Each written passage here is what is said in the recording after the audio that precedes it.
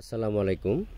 দেশ এবং দেশের বাইরে থেকে যে যেখান থেকে বসে আমার এই ছোট্ট ভিডিওটি দেখতে পাচ্ছেন, ভিডিওটি ভালো লাগলে একটি সাবস্ক্রাইব করে রাখবেন পরবর্তী নতুন ভিডিও দেখার জন্য। আজকে আমি আলোচনা করব 2025 সালের নতুন বছরের ব্রিকেট মাছের পোনা সম্পর্কে।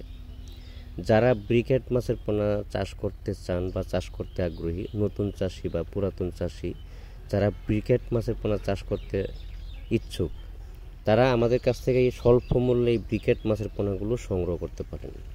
আপনারা জানেন, অনেকেই জানেন বা জানেন না যে এই ব্রিকেট মাছের পোনাগুলো 7 থেকে 8 মাসের ভিতরে 2 থেকে 3 কেজি ওজনের হয়, আর যদি বেশি দিন রাখা যায় আরও বড় হয়, 5 কেজি 6 কেজি 7 কেজি পর্যন্ত ওজন হয়। তবে অল্প সময়ের ভিতরে যদি আপনারা কালচার কমপ্লিট করে বাজারে বিক্রি করতে চান, তাহলে আপনার 6-7 মাসের ভিতরে 1-1.5 কেজি বা 2 কেজি এর ভিতরে চলে আসবে। 2 কেজি প্লাস আসতে হবে। তবে মাছ সংগ্রহ করতে হবে আপনার বড় ব্রড মাছ থেকে যে উৎপাদিত পোনাগুলো আছে, এই ধরনের মাছের পোনা সংগ্রহ করতে হবে।